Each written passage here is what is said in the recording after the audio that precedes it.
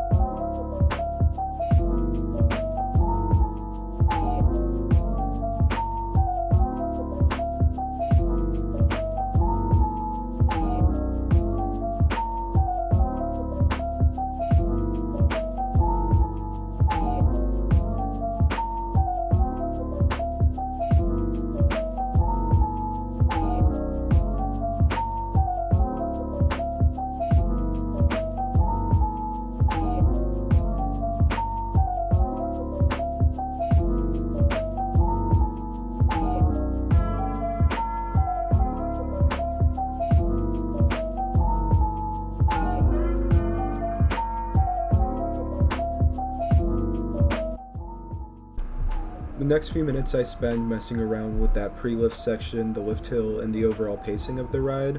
You'll notice that in the final version I actually had to turn down the friction a bit just to keep this out of the red, so this for sure classifies as that mediocre indoor family coaster.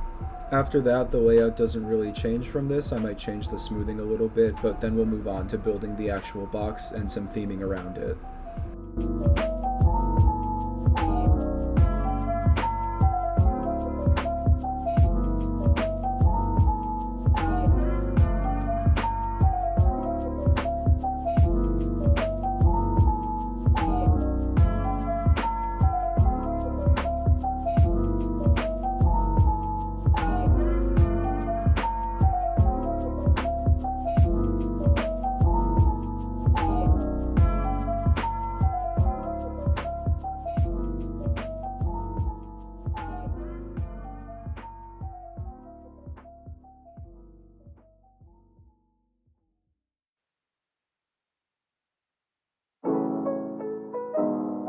I go in and add these metal supports throughout the inside of the building to try to make it feel more realistic, like an actual warehouse. I might have done a little bit too many, but I think it's better to have too many than not enough, plus it'll make for some good head choppers.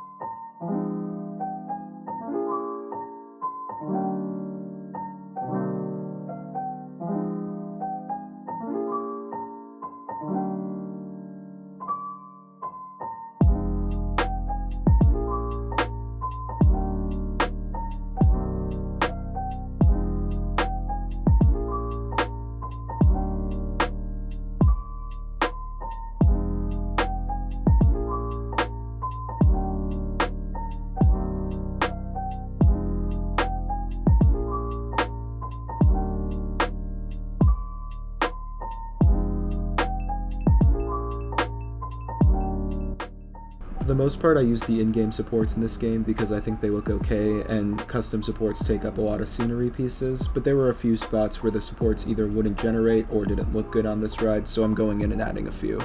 Otherwise, I think the warehouse looks pretty good, so I pretty much leave it as is from this point on.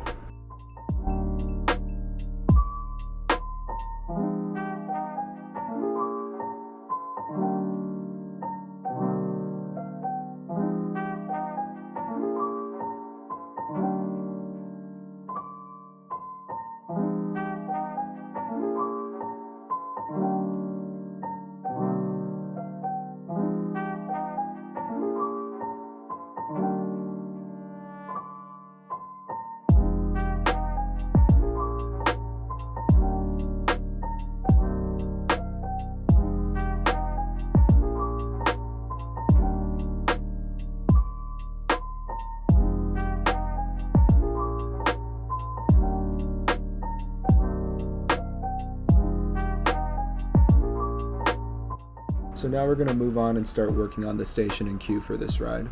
Emerald Peaks is definitely more of an amusement park than a theme park, so I'm not going to go crazy on the theming for this ride, but I want it to be more than just a ride in a box. The name I ended up going with for this ride is Dynamite Canyon. I know it's kind of a corny name, but I think it's just early 90s enough to fit. I'm tossing an animatronic of a cowboy into the queue line. The original plan was that I was going to put it on the pre-lift section of the ride, but animatronics are expensive, so I thought it'd be better to put it in a queue where you can appreciate it for more than a few seconds. There's not really a specific story that I'm going for with this ride, but I wanted to have the feel of you traveling through an abandoned mine shaft, so maybe this guy's just warning you about that. Most of the building that actually holds the coaster itself will not be visible by the time I add theming and trees, so that's not going to have too much theming, but I'm going in and adding some theming to this queue part.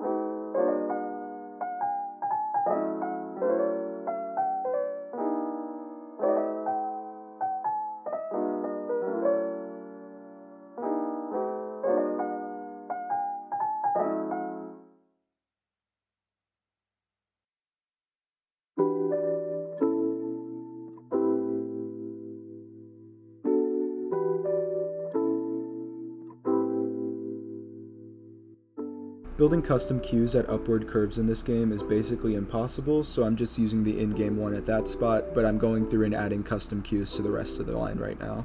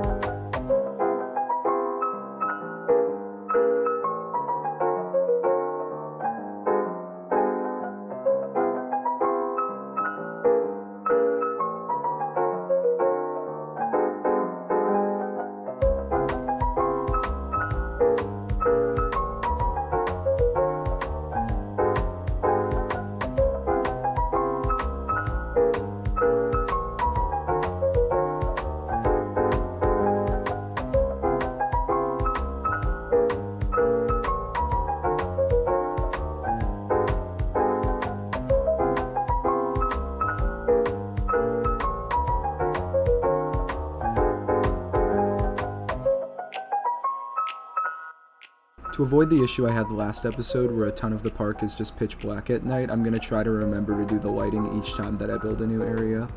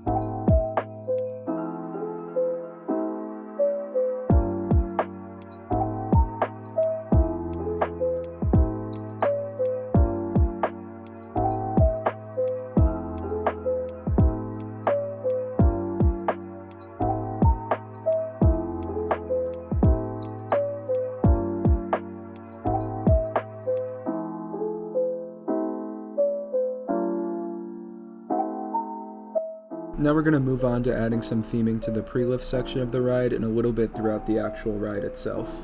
Like I mentioned earlier, I'm going to go pretty light on the theming for this ride, but I still want there to be enough that you kind of get what's going on at least. Especially because the lighting in this game is really messed up and doesn't look that good, so it's already pretty easy to tell that you're inside of a building, and adding a ton of lights and theming props would just make that easier to see.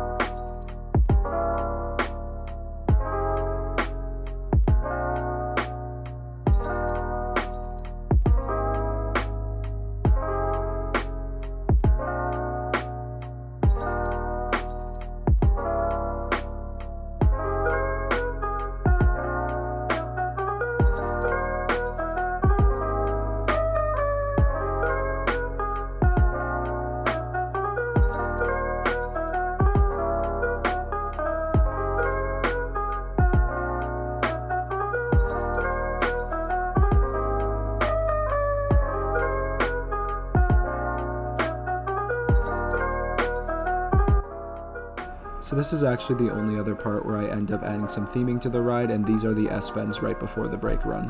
One thing I did notice though is that since this building is super small, you can actually see both theming pieces throughout most of the ride, so I think it's okay.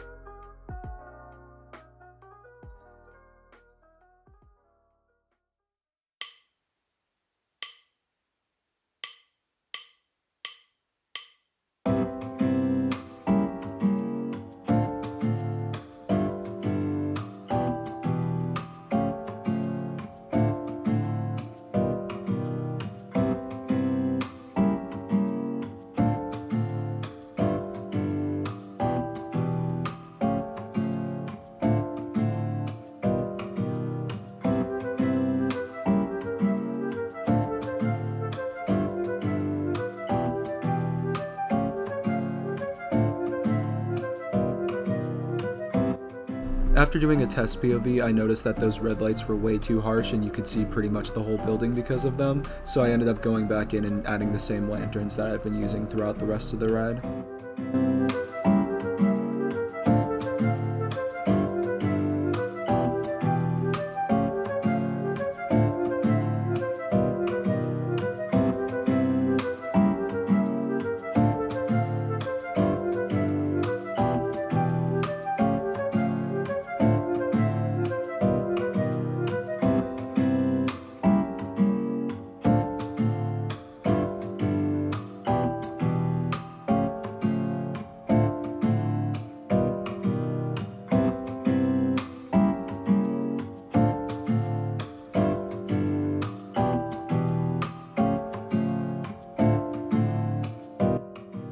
After I add these walls so that the other side of the pre-show isn't completely empty, that pretty much does it for the theming on this ride. I know it's not a ton, but it's more than the average family coaster does, so I think it'll be okay.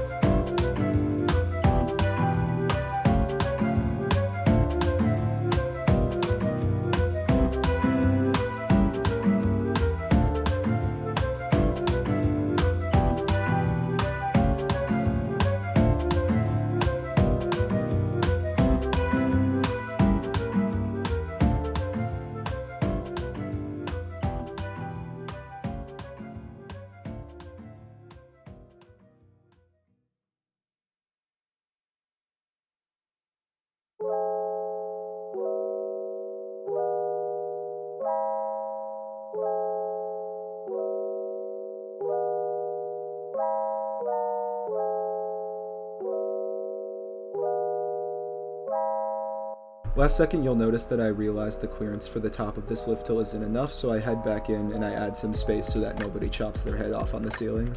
That basically does it both for this episode and for Dynamite Canyon. I think the final product is pretty good. If I do end up changing some things, I'll let you guys know about it.